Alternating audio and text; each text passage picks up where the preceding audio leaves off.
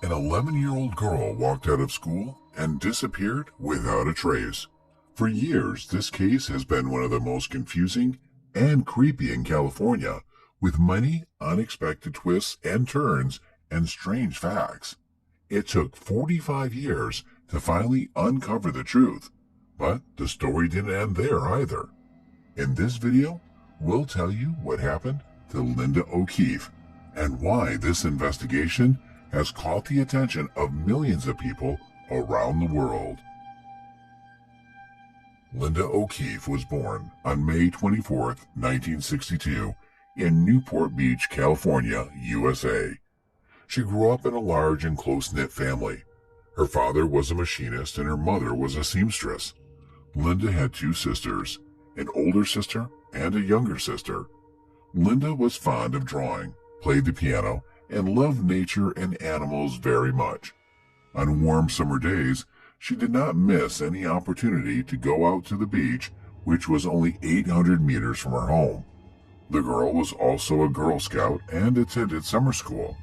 In July 1973, when Linda was 11, she went there almost every day. Usually she rode her bicycle to school, but on the morning of July 6th, a piano teacher who lived a few houses away from the O'Keefe family agreed to give her a ride. After class ended at about 1:30, Linda used the school phone to call her mother. She asked to be picked up because she was without her bicycle that day, but the woman was working at home at the time and didn't want to be distracted, so she told her daughter to walk. Even though it was only a little over 2 kilometers from school to home, Linda didn't want to walk. After talking to her mother, she even cried, and the school secretary thought about giving her a ride home. But the woman needed to go the other way, so she gave up the idea. Linda came out of the school, sat outside the building for a while, and headed toward home. Her route should have taken no more than half an hour, but the girl was clearly delayed.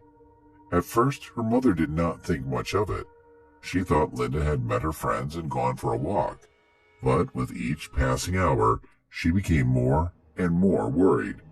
By 6 p.m., her mother decided to call everyone she knew whose children lived nearby and might have gone out with her daughter, but none of them had seen Linda that day.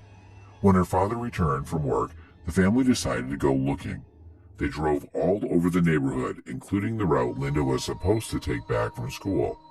At that point, the parents assumed the girl had resented her mother for refusing to pick her up and was deliberately not going home. But when they still could not find her and it began to get dark outside, they decided to go to the police. Officers took a missing girl report and began their search. Meanwhile, her father and older sister went out again to comb the neighborhood in 2 cars, while her mother stayed home, calling dozens of people who at least with the slightest chance could see Linda. The search continued throughout the night. Police searched the streets and parks using search dogs and helicopters, but it was inconclusive. By morning, the police department had dispatched more officers to join the search, and local newspapers were already reporting on the massive operation involving the disappearance of the 11-year-old girl. At about 10:30 a.m., a bicyclist and her friend and son were riding through a park that was 9 kilometers from Linda's house. They headed there to observe the local fauna for the botanical circle.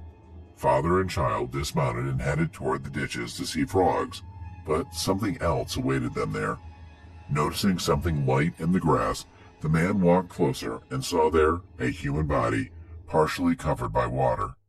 In the morning paper, he had read about the disappearance of a girl who had been searched for all night by the police, so he immediately thought that the body belonged to her. In the next few minutes, the man and his friends ran out of the park, got into their cars, and rushed to find the nearest payphone to report their find. On the way, they encountered an officer who had been part of the search for Linda. Upon hearing their story, the police officer reported it and headed toward the location. The investigators instantly realized that the deceased was Linda O'Keefe. She was wearing the same clothes the girl had left for school, and her backpack was lying next to her. This, as well as the white dress worn by the girl, had been made for her by her mother. She was not wearing shoes, however, and they were never found near the body. Detectives proceeded to examine the crime scene. They found tire tracks on the ground near where the body was found, but no other clues. Medical examiners determined that strangulation was the cause of death. They determined that the death occurred between 11 p.m. and 2 a.m. Investigators understood that Linda had most likely been abducted shortly after she left school, which meant that the perpetrator had held her somewhere for about 12 hours. The victim was also abused, and experts found traces of DNA on her body. They were given to the laboratory for safekeeping since DNA analysis had not yet been performed in those years. With no serious leads on hand, the detectives set about looking for witnesses. They interviewed all of Linda's friends, school employees, and residents of the streets where the girl was supposed to walk home. Soon it bore fruit. On her way home from school, the girl was seen by her friend, who noticed something strange. Linda was walking along the road, and at some point, a turquoise van approached her. He slowed down and continued to drive next to the girl, but her friend did not see further events because Linda and the van disappeared from her field of vision. Almost immediately, police were able to find two more witnesses.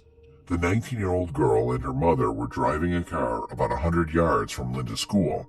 At one point, they noticed the girl talking to the driver of the turquoise van, who had stopped next to her. It was about 1:15 p.m.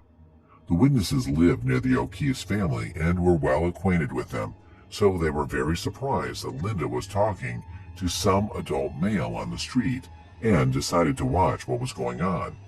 The passenger door of the van was open, and Linda was standing right in front of it. Apparently, she was talking to the driver, and at some point, the girl got into the car. Immediately afterwards, the van drove away, and the witnesses decided not to pay much attention to it. They thought that Linda had been picked up by a relative or acquaintance, because they were sure that the girl would not get into a car with a stranger. After questioning the girl and her mother, investigators got a rough description of the driver. It was a white man between the ages of 24 and 30, with blonde curly hair and an elongated face. Unfortunately, the woman could not remember the license plate number or even the make of the car. Despite this, the story of the two women was the only solid lead in the case, so investigators put together an APB on the suspect and his car, based on the words of these witnesses. They were sent out all over California, but it was fruitless. The detectives spoke with the woman a few more times, hoping they might be able to recall some additional details. At one point, they were even offered a hypnosis session, and they agreed. It only partially worked. The witnesses recalled a few additional facts about the suspect's car, but they were all too insignificant to help find the killer. Soon, the police were able to find another witness. A woman who lived near where Linda's body was found heard a woman screaming at about 10:30 p.m. She thought she heard someone yell, "Stop hurting me," but that voice cut off abruptly. Given that the girl died around the same time, the witness could have heard it. The detectives then received another interesting tip. On the morning Linda's body was discovered, the artist was painting a picture in that very park. Noticing dozens of police cars, he began to observe what was going on and realized that something serious had happened. At one point, he saw something that struck him as odd. Beside the police, there was a young man in the park, watching from the bushes. He was standing quite close to him, and the artist decided to ask him what was going on. The young man looked extremely worried and said that the police had found the girl's body, except that the man and the artist were standing far enough away from where the body was found and could not see any details. The detectives had a logical question as to how the man knew that it was the girl's body they had found. The artist described the man as a thin, white male between 18 and 24 years old, about 180 centimeters tall, with blonde hair and sideburns. This was close enough to what the two witnesses told police when describing the appearance of the van driver. As a result, Investigators concluded that this man was the killer, that he had decided to watch the police that morning. Although the police had a fairly detailed description of the killer's appearance, finding him in the big city was quite problematic. 2 days later, however, something unexpected happened. Peter Wooten, 18, came to them and confessed to the murder. The young man lived near the O'Keefe family and was in the same class as the victim's older sister, Cindy. The news instantly spread through the town, shocking the residents. Police officers, who did not expect such a turn of events, questioned the boy for 7 hours and also searched his parents' home where he lived. After that, he was formally charged with murder. 3 days later, another unexpected twist awaited everyone. Investigators announced that Peter had been cleared of all charges and released. According to them, there were too many inaccuracies in the young man's confession, and the only coincidences in his story intersected with information that had appeared in the newspapers. Otherwise, he gave investigators knowingly false testimony, which contradicted the real evidence. Lastly, the 2 witnesses who had seen Linda with the van driver stated with absolute certainty that it was not Peter. They were both acquainted with the young man because they lived near him, so the women would immediately recognize him. As a result, the police concluded that the young man was simply trying to draw attention to himself by confessing to someone else's crime. Maybe the guy had some kind of mental problems, but he had nothing to do with the murder. After that, the detectives weren't left with a single solid lead.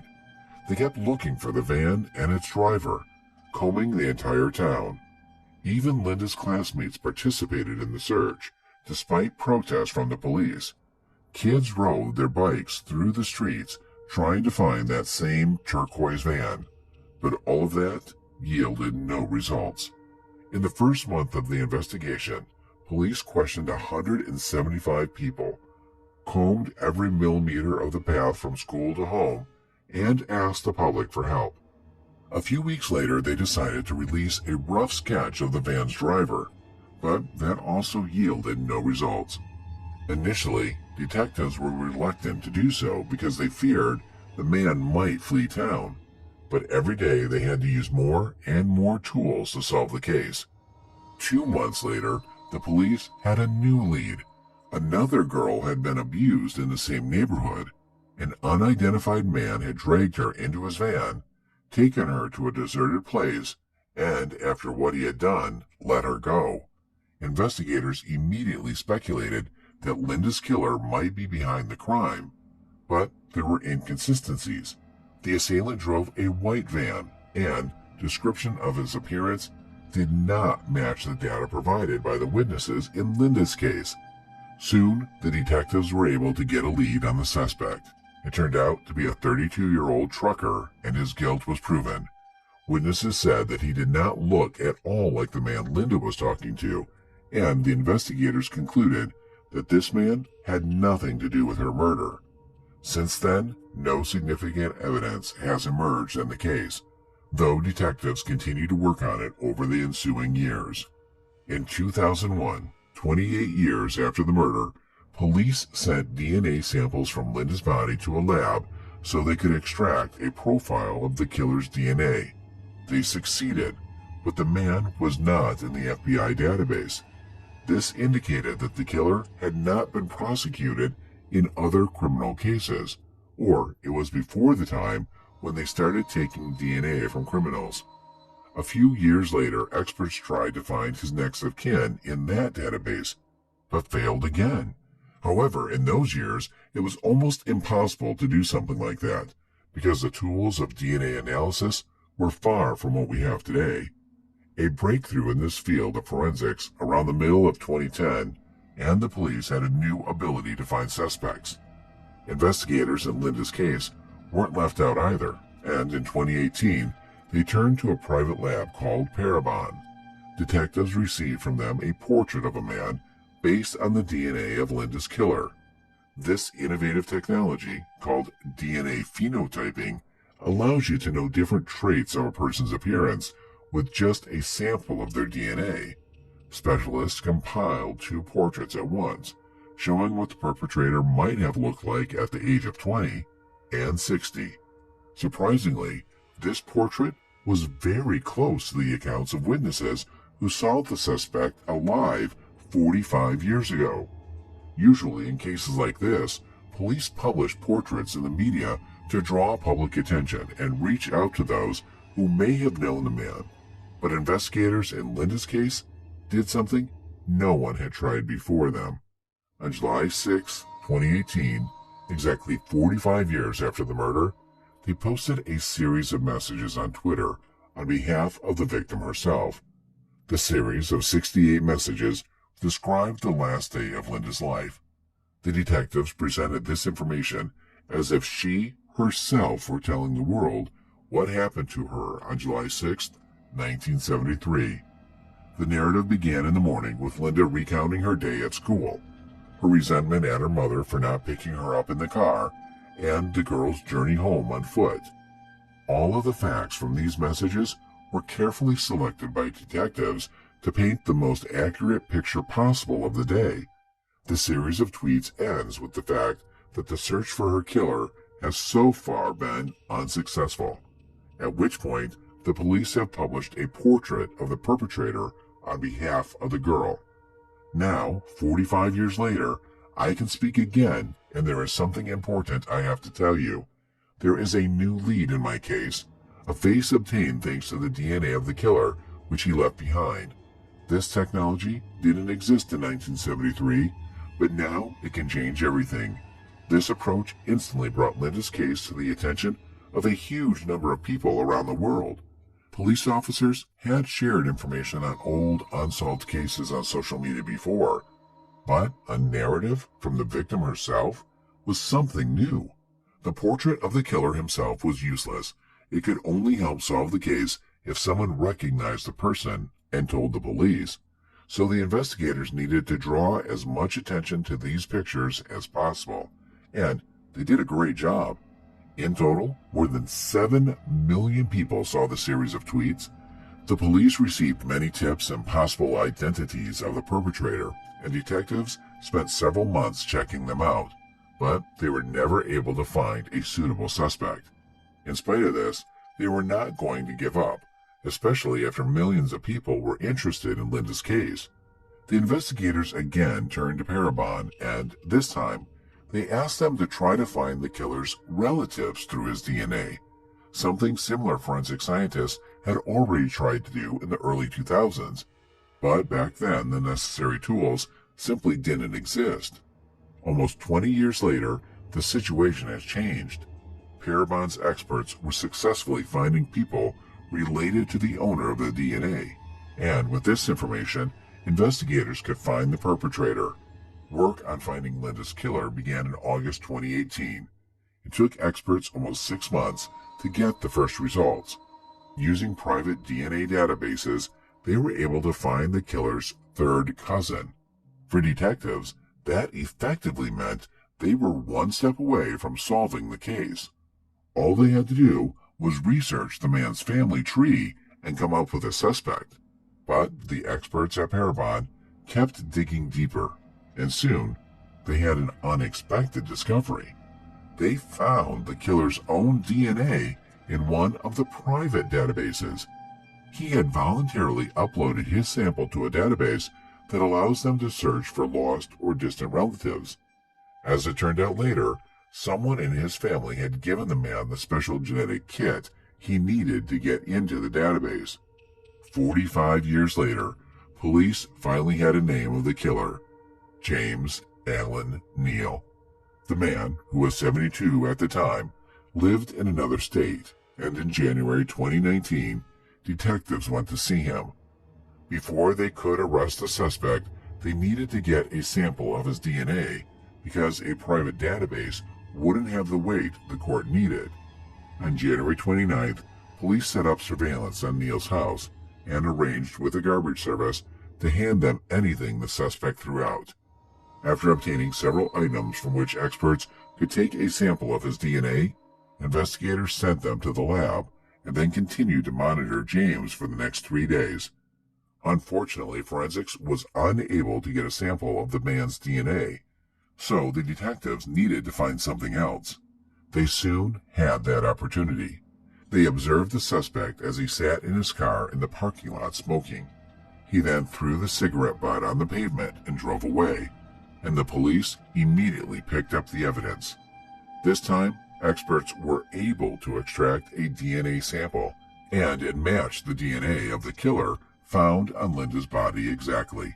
This meant that it was James Neal who was the very perpetrator they had been searching for almost half a century. A few days later, detectives organized a press conference at which they finally announced the arrest of the suspect. James Neal was born in 1946 in Chicago, after which his family moved to California. His parents often beat and humiliated him and subjected him to violence, which caused him to behave aggressively from an early age.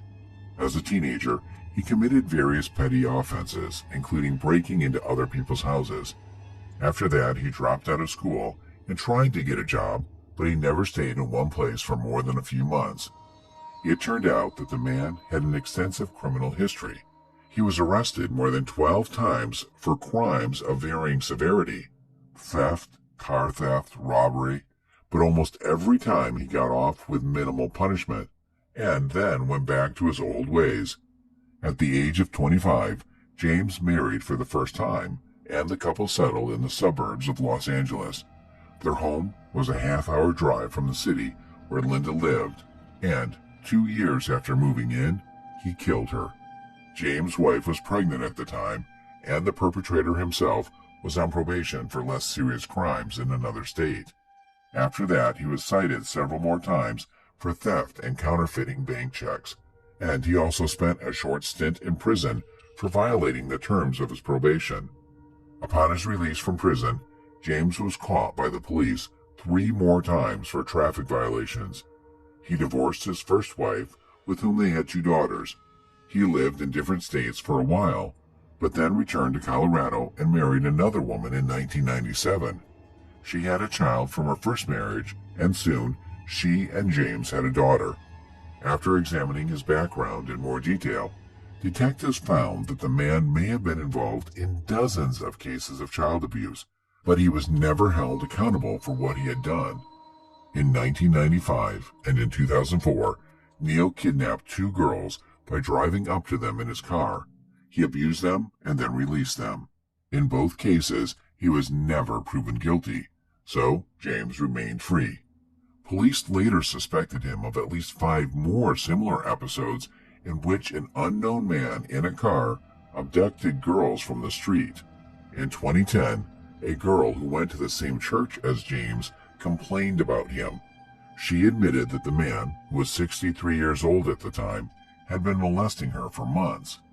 In all, the victim reported several similar episodes, and Neal confessed. The only thing that happened next was something incomprehensible. The case was somehow hushed up. The victim recanted her accusations, and the men went unpunished. James returned to his usual life, and for the next 9 years, he was not in the sight of police, until he was arrested for Linda's murder. When questioned, the man denied any involvement and said he had never kidnapped the girls. When shown a photo of Linda, he said he had never seen her, with the man adding that she looked like one of his daughters. Given that the suspect's DNA was clearly on the victim's body, the court should have found him guilty anyway. Nevertheless, investigators tried to get as much evidence as they could. They wanted to find out if James had a turquoise van, but could not find a single confirmation of that fact. However, this was quickly explained. At the time of Linda's murder, he was a worker in an apartment complex and had access to the service van. During the search of his home, investigators found several hard drives containing illegal materials. Similar photos and videos were also found on his smartphone. Something interesting was also found on his computer. It turned out that James had studied the history of violent criminals who had been caught through DNA analysis. Apparently, he was well aware that it was DNA that could help the police link him to various atrocities. Another surprising discovery awaited the detectives, After James was examined before moving into his cell, he had a tattoo of Linda's name on his wrist. Investigators thought he had left a reminder of his victim that way. However, it turned out to be an eerie coincidence. James had gotten the tattoo long before the murder, and the police were able to confirm it. The trial was supposed to start a year after the arrest in February 2020, but it was postponed because of the pandemic. James continued to insist his innocence, but detectives no longer doubted that he had killed Linda. However, the case never came to trial. In May, James was admitted to the hospital, where he died 2 days later of lung cancer. He did not know about his illness before his arrest, and when it was discovered, it was too late to begin treatment. Thus, the half-century-old case was finally put to rest. Detectives still believe that James may have had many more victims, and they intend to keep investigating in that direction. Linda's parents passed away long before the police found the perpetrator. Her mother blamed herself for what happened throughout her life, as she refused to pick up the girl from school. Linda's sisters thanked the investigators for not giving up on the case and getting to the bottom of it. Their only regret was that their parents had not lived to see the day. Share your opinion on this story in the comments, and don't forget to like this clip if you liked it. Thanks for watching.